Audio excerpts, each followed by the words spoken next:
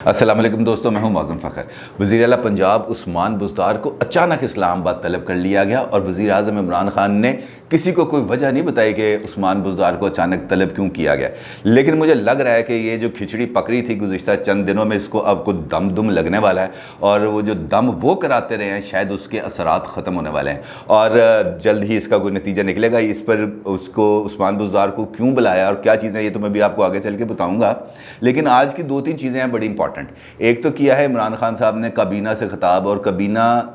کے اجلاس سے پہلے ان کا ایک لائیو خطاب چلا اور وہ بڑا اخلاقیات پر درس دیا انہوں نے کہ جناب میں تو چاہتا تھا نیٹ اینڈ کلین الیکشن ہو اور یہاں پر کسی کو کوئی سودے بازی نہ ہو، لوگ یہاں سے پیسے لوٹ کے باہر چلے جاتے ہیں، منی لانڈرنگ ہوتی ہے، فلاں ہوتا ہے، ڈمکا ہوتا ہے، لیکن اجلاس ختم ہوتے ہی انہوں نے خود ان تمام اخلاقیات کا جنازہ نکال لیا جو وہ خود کو 2 گھنٹے پہلے جس کا درس دے رہے تھے۔ عبدالقادر صاحب جو سینٹ سے رکن منتخب ہوئے بھی تازہ ان کو پی ٹی آئی میں شامل کر لیا گیا۔ یہ وہی عبدالقادر ہیں جن کے بارے میں نے آپ کو بتایا تھا کہ انہوں نے کوئی ڈیل کر کے کچھ لوگوں کو پیسے لگا کے سینٹ کا ٹکٹ لیا، اور پھر جب پی ٹی آئی کی بلوچستان کی قیادت نے اس پر اعتراض کیا، وہ ٹکٹ نمائشی طور پر واپس لے لیا گیا۔ پھر ظہور آغا کو ٹکٹ دیا گیا، پھر ظہور آغا کو بھی بٹھا لیا گیا۔ یہ آزاد حیثیت میں الیکشن لڑ رہے تھے، 11 ووٹ لیے انہوں نے اور وہ سینیٹر منتخب ہو گئے، اور آج انہوں نے پی ٹی آئی کے اندر شمولیت اختیار کر لی، یعنی کہ انہوں نے اپنی ڈیل کو مکمل کر لیا۔ اور آج عمران خان صاحب جس طرح ان کو گلے میں پی ٹی آئی کا پٹکا ڈال رہے تھے، تو اس سے یہ لگ رہا تھا کہ آج ان کی پی ٹی آئی میں شمولیت ہوئی، اور وہ تمام دعوے اخلاقیات کے تو میرے تو سمجھ میں نہیں ہے کہ وہ کون سی بات عمران خان کی کو درست مانا جائے اور کون سی غلط مانا جائے۔ اور آپ کو یاد ہے تھوڑے دن پہلے بھی انہوں نے اعتماد کا ووٹ بھی لیا تھا، اور وہاں پر بھی اس کے اجلاس کے بعد بھی بڑے لمبا چوڑا بھاشن دیا تھا، اور وہ بھی اسی ہی حوالوں پر مشتمل تھا، اور اسی اجلاس کے اندر اور اسی جگہ پر خطاب کرتے ہوئے انہوں نے یہ فرمایا تھا کہ مولانا فضل الرحمان تو 2 نمبر سیاستدان ہیں، بلکہ اس جیسا کرپٹ سیاستدان میں نے دیکھا نہیں۔ اور آج خود ان کے چیف مذاکرات کار پرویز خٹک نے صادق سنجرانی کے ہمراہ عبدالغفور حیدری جو جے یو آئی کے سیکرٹری جنرل ہیں ان سے نہ صرف ملاقات کی بلکہ میڈیا سے گفتگو کرتے ہوئے خود پرویز خٹک نے آفر کر دی عبدالغفور حیدری کو، آپ ہماری طرف سے ڈپٹی چیئرمین سینٹ کا الیکشن لڑیں۔ کہاں گئی وہ اخلاقیات؟ میں ابھی تک یہ سوچ رہا ہوں، مجھے نہیں سمجھ آ رہی۔ اگر آپ کو سمجھ آئے وہ اخلاقیات، وہ اصول، وہ ضابطے، وہ ہی مین شپ، وہ موریلٹیز جس کا دعویٰ تھا، وہ خود اگر اسی طریقے سے قبر میں اتارنا ہے تو پھر اس مردے کو بار بار خراب کیوں کرتے ہیں؟ کیوں اس کو دباتے ہیں قبر میں، پھر اس کو نکال لیتے ہیں، پھر دباتے ہیں، پھر نکال لیتے ہیں؟ عجیب سی کہانی ہے۔ اور آپ کو یاد ہے کہ وہ بڑا ایک کلپ چلا تھا جب شیخ رشید نے یوں کر کے ہاتھ آگے کیا اور عمران خان نظر انداز کر کے گزر گئے۔ وہ میرا خیال ہے وہ شیخ رشید پہ نا وہ والا بات ابھی تک اس کے دل سے اتری نہیں، لہٰذا وہ بار بار ٹلی کھڑکا رہا ہے شیخ رشید احمد، اور 2 دن سے مسلسل مختلف ٹی وی چینلز کو انٹرویو دے رہے ہیں، اور ہر ٹی وی چینل کے اندر کچھ باتیں ایسی کر جاتے ہیں جو عمران خان کے گلے کا پھندا بن جائے۔ مثال دیتا ہوں آپ کو، سلیم صافی کے ساتھ جرگہ پروگرام کے اندر انٹرویو دیتے ہوئے انہوں نے کہا کہ عمران خان کو پتہ ہے کہ وہ 16 لوگ کون تھے جنہوں نے اپنے ضمیر کے مطابق ووٹ دیا ہے یوسف رضا گیلانی صاحب کو، اور جب انہوں نے پوچھا کہ آپ نے ان کے خلاف کارروائی کیوں نہیں کی تو انہوں نے کہا یار تم سادہ آدمی ہو، اگر وہ کارروائی ہو جاتی تو اس وقت میں بطور وزیر آپ کے ساتھ بیٹھ کے انٹرویو دے رہا ہوتا، میں تو خالی ایم این اے رہ جاتا۔ یعنی کہ وہاں پر بھی اصول اور ضابطوں کا اسی طریقے سے جنازہ نکالا گیا۔ کل انہوں نے سمر ٹی وی پر ندیم ملک کے ساتھ انٹرویو دیا، وہاں پر انہوں نے یہ بندوں کی تعداد کو 16 سے بڑھا کر 35 کر دیا۔ انہوں نے کہا جی 35 لوگ تھے جو پی ڈی ایم کی قیادت کے ساتھ رابطے میں تھے، اور ساتھ انہوں نے یہ بھی کہہ دیا کہ اس کے اندر M Q M, G D A اور کاف لیگ کے بھی اراکین موجود تھے، یعنی کہ وہ جو پیکج ہے اس کے اندر حکومت کے اپنے اتحادی بھی شامل ہیں جنہوں نے یوسف رضا گیلانی کو ووٹ دیا۔ تو میرا خیال ہے کہ وہ خود ہی اپنی حکومت کے لیے مشکلات پیدا کرتے جا رہے ہیں۔ اور اسی کے ساتھ انہوں نے جب چیف الیکشن کمشنر کے حوالے سے گفتگو ہوئی تو انہوں نے کہا کہ جی مجھے تو خود باجوہ صاحب نے فون کر کے کہا کہ یہ اگلا کوئی بیان جاری نہ کرنا کیونکہ یہ میرے ساتھ کام کر چکے ہیں، سکندر سلطان راجہ صاحب، اور بڑے اپرائٹ آدمی ہیں۔ تو اس کے بعد میں نے principal secretary to prime minister کو کہا کہ یار اب اگلا کوئی بیان جاری نہ کرنا کو، ورنہ پریس ریلیز ایک اور تیار تھی۔ آپ کو یاد ہے کہ پہلے عمران خان کا سٹیٹمنٹ آئی، پھر اس کے بعد الیکشن کمیشن کی جانب سے ایک سٹیٹمنٹ آئی، اور پھر اس کے جواب میں ایک اور سٹیٹمنٹ تیار ہو رہی تھی پرائم منسٹر آفس، جس کو آرمی چیف کی مداخلت پر بقول شیخ رشید آرمی چیف کی مداخلت پر روکا گیا۔ تو اب اندازہ لگا لیں کہ کس طریقے سے ہمارے ملک کے معاملات اور نظام جس طریقے سے آگے چل رہے ہیں۔ تو پھر وہ نواز شریف نے جو کل اپنے پی ڈی ایم کے خطاب، پی ڈی ایم کا جو سربراہ اجلاس تھا 7 گھنٹے طویل، نواز شریف نے تو پھر صحیح کہا نا کہ یار اسٹیبلشمنٹ ایک طرف کہتی ہے ہم غیر جانبدار ہیں، دوسری جانب وہ ہر ایک حربہ استعمال کرتی ہے۔ وہ غیر جانبدار تھی تو وہ انہوں نے پھر لوگوں پر دباؤ کیوں ڈالا کہ جب لوگ 5 یا 6 لوگ تیار نہیں تھے عمران خان کو اعتماد کا ووٹ دینے کے لیے، تو پھر ان کے جو سافٹ ویئر اپڈیٹ کیے گئے وہ کیوں کیے گئے؟ وہ پھر جو نواز شریف نے وہاں پہ خطاب کیا وہ بالکل درست ہے۔ میں آپ کو ان کے خطاب کے چند نکات بتاتا ہوں جو انہوں نے کل پی ڈی ایم کا جو طویل ترین اجلاس تھا۔ سب سے پہلے تو یہ تھا کہ انہوں نے خود، نواز شریف صاحب نے خود یوسف رضا گیلانی صاحب کا نام بطور چیئرمین سینٹ کینڈیڈیٹ کے طور پر خود نواز شریف صاحب نے پٹ کیا، اور اس پر جو اچکزئی صاحب تھے اور باقی جو جماعتیں تھیں انہوں نے اس کی تائید کی۔ اس موقع پر جے یو پی اور جے یو آئی دونوں نے نہ ہاں کیا نہ کیا، دونوں خاموشی سے بیٹھے رہے۔ پھر نواز شریف صاحب نے کہا کہ اسٹیبلشمنٹ نے اپنی یقین دہانی جو انہوں نے کرائی تھی پی ڈی ایم کو یا آصف علی زرداری صاحب کو، اس کے برخلاف اقدامات کیے۔ یوسف رضا گیلانی صاحب کو ووٹ دینے سے اراکین کو روکا، اور طریقے اعتماد یعنی کہ کانفیڈنس موشن کے لیے عمران خان کی کھل کر حمایت کی، ان کے نمبرز پورے کر کے دیے۔ اور اب یہ جو چیئرمین سینٹ کا الیکشن ہو رہا ہے اس میں بھی وہ کھل کر سنجرانی صاحب کی، جو صادق سنجرانی صاحب اس وقت کرنٹ چیئرمین سینٹ ہیں، اس کی وہ کر رہے ہیں سپورٹ۔ لانگ مارچ کے حوالے سے انہوں نے کہا کہ میرا یہ خیال ہے کہ ہمیں پنڈی جانا چاہیے، ہمیں اسلام آباد نہیں آنا چاہیے، ہمیں پنڈی جانا چاہیے، کیونکہ اس وقت جو سیاست کے اندر جو مداخلت ہے وہ اس کو جس طریقے سے ہم نے بے نقاب کر دیا ہے، اور اگر ہم یہ چاہتے ہیں کہ سیاست کے اندر یہ مداخلت ہمیشہ کے لیے بند ہو جائے تو ہمیں پھر اب ایک مرتبہ کھل کے یہ لڑائی لڑ لینی چاہیے اور ہمیں پنڈی جانا چاہیے۔ اس نقطے پر ابھی تک تو کوئی اختلاف نہیں ہوا، کیونکہ نواز شریف صاحب کے بعد کسی اور میں تو کوئی حوصلہ تھا نہیں کہ وہ یہ کہہ سکے کہ ہاں جی نواز شریف صاحب بالکل ٹھیک کہہ رہے ہیں۔ حتیٰ کہ مولانا فضل الرحمان بھی سر جھکا کے یوں کر کے نا خاموشی سے بیٹھے رہے، اور بلاول صاحب نے کہا کہ ہمیں پنڈی نہیں جانا چاہیے، ہمیں فیض آباد پر اپنا جو ہے وہ دھرنا یا لانگ مارچ کو فیض آباد تک لے کے جانا چاہیے، لیکن ہمیں ابھی تھوڑا سا ٹائم دیں تاکہ ہم اس پر اور سوچ بچار کر لیں۔ تو اس پر انہوں نے 15 مارچ کی اب تاریخ رکھی ہے، جہاں پر لانگ مارچ کے حوالے سے کوئی حتمی حکمت عملی طے کی جائے گی، اور جو بھی فوکس انہوں نے بعد میں رکھا وہ صرف چیئرمین اور ڈپٹی چیئرمین سینٹ کے اوپر ہی رکھا۔ اس اجلاس کے اندر تحریک عدم اعتماد پر بھی بات ہوئی، اور پنجاب کے اندر جو تحریک عدم اعتماد ہے اس پر بات ہوئی۔ تو جب بلاول نے مولانا سے کہا کہ مولانا صاحب آپ بتائیں کہ پنجاب میں ہم تحریک عدم اعتماد لے آئیں تو آپ کا کیا اس کے بارے میں رائے ہے، تو انہوں نے کہا جناب میری کیا رائے ہے، میرا تو ادھر ایک بندہ بھی الیکٹڈ نہیں ہے، نہ وہاں سے میرا کوئی رکن اسمبلی ہے، نہ وہاں سے میرا کوئی سینیٹر ہے۔ یہ تو آپ جانیں، نون لیگ جانے یعنی کہ پیپلز پارٹی جانے، نون لیگ جانے یا قاف لیگ جانے، میرا کیا ہے اس میں، مجھے آپ جو کہیں گے وہ میں کر لوں گا۔ تو پھر مریم صاحبہ نے اس وقت یہ کہا کہ ہم یہ چاہتے ہیں کہ پنجاب کے اندر تبدیلی نہ آئے، عثمان بزدار صاحب ہمیں سوٹ کرتے ہیں، اس وجہ سے وہ کام ہی کوئی نہیں کرتا۔ اگر کوئی اس کی جگہ پر کوئی دوسرا بندہ کسی اور جماعت کا، ان کا اشارہ بٹوین دی لائنز قاف لیگ کی جانب تھا کہ اگر کوئی بندہ کسی اور جماعت سے آ گیا تو وہ پھر ہمارے لیے مشکل پیدا کرے گا اگلے الیکشنز کے لیے، کیونکہ وہ خود اپنے لیے کچھ سپیس جنریٹ کرے گا۔ ہاں ہم اس صورت میں تیار ہو سکتے ہیں عثمان بزدار کے خلاف تحریک عدم اعتماد لانے پر جب وزیر اعلیٰ نون لیگ کا ہو۔ ان کا یہ کہنا تھا کہ ماضی میں بھی یہاں پر نون لیگ کی حکومت رہی ہے، اور اب بھی اگر پنجاب کے اندر نئی حکومت بنے گی تو وہ صرف اور صرف نون لیگ کی بنے گی، ہم کسی اور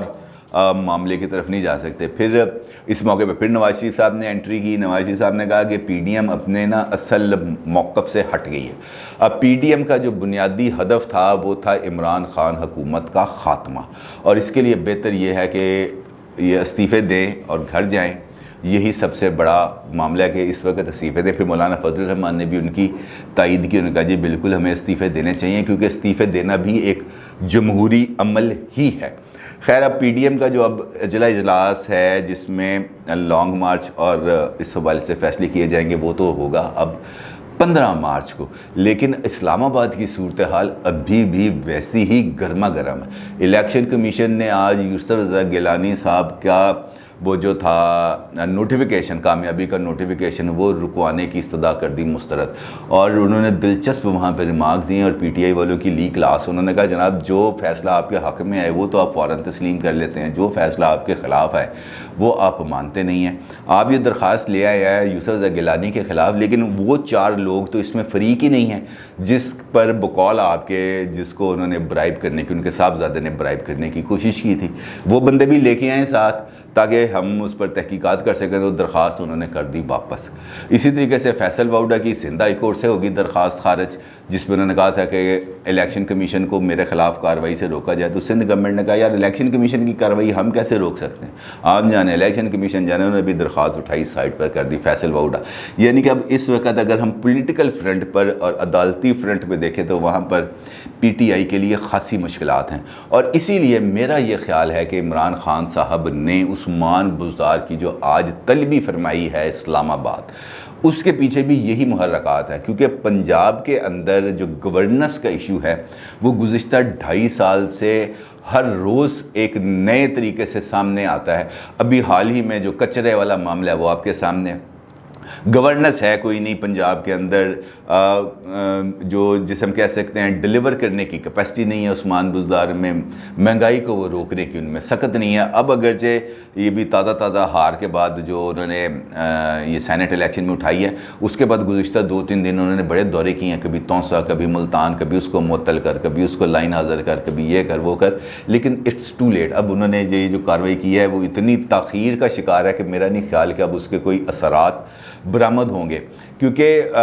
جو بندہ چیف منسٹر ہو پنجاب کا ہو، وہ اپنے پنجاب کے ایم این ایز کے ساتھ انٹریکشن نہ کر سکتا ہو، ان کو اپنے ساتھ جوڑ کے نہ رکھ سکتا ہو، اور اپنے MNAs MPAs کو لے کے جب وہ سینٹ کے اوپر جب عدم اعتماد اور الیکشن کا معاملہ تھا تو لوگوں نے ریئیکٹ کس پہ کیا؟ عمران خان پہ کیا، اور اس کے ساتھ ساتھ جو زیادہ ریئیکٹ کیا وہ عثمان بزدار پہ کیا، اور پھر عبدالحفیظ شیخ پہ کیا۔ عبدالحفیظ شیخ کو تو ان دونوں کی نفرت کا نشانہ بننا پڑا، کیونکہ عبدالحفیظ شیخ چوائس ہے عمران خان کی، اور عمران خان کی چوائس کی وجہ سے لوگوں پر جو مہنگائی آ رہی ہے، اور عثمان بزدار اس مہنگائی کو روکنے پر، اس ذخیرہ اندوزی اور مافیاز کو کنٹرول کرنے میں ناکام رہا، لہٰذا وہ تمام جو پریشرز ہیں وہ اس طریقے سے اکٹھے ہو گئے، لیکن ان کمپٹنسی ہے عثمان بزدار کی جو بڑی کھل کے سامنے آئی، اور اب میری اطلاعات کے مطابق عثمان بزدار سے آج استعفیٰ لینے کا آپشن ہے، اور 12 مارچ کے بعد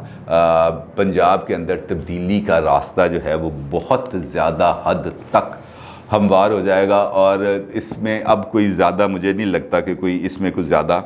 تاخیر موجود ہے، اور جلدی پنجاب کو شاید عثمان بزدار سے نجات مل جائے۔ اب ہم آتے ہیں سوالوں کی طرف۔ نذیر احمد صاحب ہیں، انہوں نے یہ سوال کیا ہے کہ محترم پچھلے ویلاگ میں آپ نے فرمایا تھا کہ نیازی کو ٹھنڈا جواب ملا، مگر حالات و واقعات اس کے برعکس ہیں۔ بات یہ ہے کہ جس معاملے کے لیے انہوں نے رابطہ کیا تھا اس معاملے پر ان کو ٹھنڈا جواب ملا، وہ اس وجہ سے تھا کہ اسٹیبلشمنٹ نے یقین دہانی گارنٹی کی ہوئی تھی کہ جناب ہم اس الیکشن میں، یعنی کہ ضمنی الیکشن اور یوسف رضا گیلانی کے الیکشن میں غیر جانبدار رہیں گے۔ وہ جانبدار ہوئے بعد میں، لیکن بہت ٹائم گزرنے کے بعد، اور جس وقت عمران خان کو ہر طرف سے جواب مل رہا تھا کہ پی کے سے ارکین اسمبلی لاپتہ، پنجاب سے لاپتہ، سندھ میں بحرانی کیفیت، بلوچستان کے اندر بغاوت، اس صورت کے اندر جب انہوں نے رابطہ کیا تھا اسٹیبلشمنٹ سے تو وہاں سے ان کو ٹھنڈا جواب ہی ملا تھا۔ انہوں نے کہا تھا جناب اس معاملے کو آپ خود دیکھیں، لیکن اب چونکہ معاملہ ہے ان کے اپنے بندے کا، یعنی کہ صادق سنجرانی کا، اور وہ صادق سنجرانی کو ڈیفینیٹلی جتوانا چاہتے ہیں، کیونکہ اس جیت کے ساتھ ایک پارٹی اور ایک صوبے کی حکومت جڑی ہوئی ہے، اور وہ ان کا ڈیفینیٹلی اس وقت بہت زیادہ سرونگ کینڈیڈیٹ ہے، تو ان کی ذاتی خواہش تو یہی ہے کہ صادق سنجرانی جیتے، اور عمران خان بے شک چاہے نہ چاہے، کیونکہ صادق سنجرانی تو پچھلی مرتبہ بھی ان کا کینڈیڈیٹ نہیں تھا، عمران خان صاحب کا کینڈیڈیٹ نہیں تھا، وہ انہی حلقوں کا کینڈیڈیٹ تھا، طاقتور حلقوں کا، اسٹیبلشمنٹ کا کینڈیڈیٹ تھا، اور وہ آج بھی اسٹیبلشمنٹ کا کینڈیڈیٹ ہے، اور اب چونکہ وہ کینڈیڈیٹ ہے ان حلقوں کا، لہٰذا اس کے لیے ان کا سپورٹ پہ آنا اور کھل کر سامنے آنا کو بہت زیادہ اس کو وہ نہیں کیا جا سکتا، نظر انداز نہیں کیا جا سکتا۔ اچھا جی، یہ ہیں ہمارے ایک اور زاہد بھٹو صاحب، ان کا یہ کہنا ہے، ان کا جو سوال ہے وہ آ جاتا ہے، ایک منٹ، ہاں جی، وہ یہ کہہ رہے ہیں کہ پہلی دفعہ ایسا لگ رہا ہے کہ پی ڈی ایم کی تحریک نواز شریف صاحب کے سامنے، یعنی کہ پی ڈی ایم کی جو اب تحریک چل رہی ہے وہ تحریک اور اس کے سامنے اسٹیبلشمنٹ بے بس ہے، اور یہ پہلی مرتبہ ہوا ہے کہ پاکستان کی سیاست میں بات ان کی درست ہے، اور اس کی وجہ نواز شریف صاحب ہیں، اور نہ صرف نواز شریف صاحب ہیں بلکہ نواز شریف صاحب کا بیانیہ ہے، ووٹ کو عزت دو اور سیاست کا میدان سیاست دانوں کے لیے رہنے دیں، اور جو آپ کا میدان ہے وہ آپ کے پاس رہے، یعنی کہ دفاع کا آپ رکھیں اور سیاست کا ہمارے پاس رہنے دیں۔ اور یہ پہلی مرتبہ ہے کہ اس حوالے سے بہت زیادہ اورینٹیشن لوگوں کے اندر ڈیولپ ہوئی ہے، لوگوں کے اندر رائے ڈیولپ ہوئی ہے، لوگوں کے اندر یہ سوچ ڈیولپ ہوئی ہے کہ واقعی جو نواز شریف صاحب بات کر رہے ہیں وہ بالکل ٹھیک ہے، اگرچہ بہت سارے لوگ نے اب ان کی ہاں میں ہاں ملانا شروع کی ہے، لیکن اس بات کا کریڈٹ باہر طور نواز شریف صاحب کو ہی جاتا ہے، اور اگر دباؤ ہے اسٹیبلشمنٹ پر تو ان کے اوپر یہ دباؤ صرف اور صرف نواز شریف اور مریم نواز کے بیانیہ کا، اس کے علاوہ کسی کا کوئی بیانیہ نہیں ہے۔ یہ آپ بالکل ٹھیک کہہ رہے ہیں۔ ندیم اکرم صاحب کا ہے، کیا پاکستان کبھی آزاد ہوگا؟ انفیکٹ ان کا سوال بھی وہ اسٹیبلشمنٹ کے حوالے سے ہی ہے، اور میں نے آپ کو بتایا کہ اسٹیبلشمنٹ کے دباؤ کو ہم اس ملک سے کم کر سکتے ہیں، لیکن اگر ہم یہ چاہیں، اگر ہم یہ سوچیں کہ اگلے ہی لمحے وہ بالکل ختم ہو جائے گا، تو میرا نہیں خیال ایسا ہوگا۔ اس کو آہستہ آہستہ کر کے ہی آپ واپس اپنی باؤنڈریز میں لے کے جا سکتے ہیں، اور اس کے لیے ڈیموکریٹک پروسیس کا بالکل درست سمت کے اندر چلنا ضروری ہے۔ تعلیم، لوگوں کو تعلیم دینا، شعور دینا، یہ بہت امپورٹنٹ ہے، اور نواز شریف صاحب اور پی ڈی ایم اس حوالے سے اچھا کام کر رہے ہیں، میرا خیال ہے کہ ہمیں اس کی تعریف ہی کرنی چاہیے۔ رانا حسن صاحب نے سوال کیا کہ NA-75 میں کون ون کرے گا، پلیز آنسر۔ دیکھیں NA-75 کا جہاں تک معاملہ ہے تو وہ تو بالکل ہی اب سیدھی سی بات ہے۔ NA-75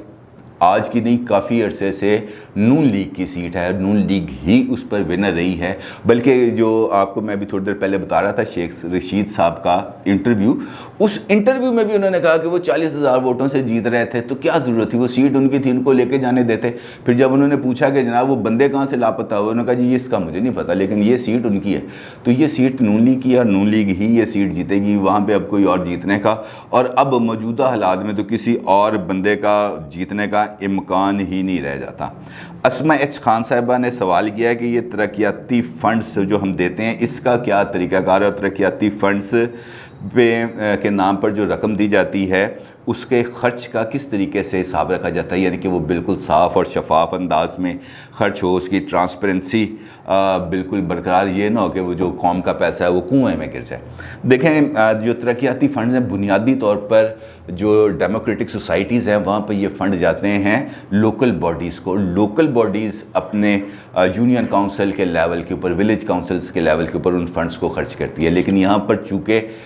بلدیاتی ادارے اور بلدیاتی نظام موجود ہی نہیں ہے ملک میں، اور جب بھی ویسے تو یہ پیپلز پارٹی ہو، نون لیگ ہو یا پی ٹی آئی ہو، یہاں پر کسی بھی دور کے اندر بلدیاتی نظام پر فوکس نہیں کیا گیا، اسی وجہ سے یہ MNA MPAs کے پاس چلا جاتا معاملہ۔ لیکن اب چونکہ وہ ثواب دیدی فنڈز والا سلسلہ ہو گیا ختم،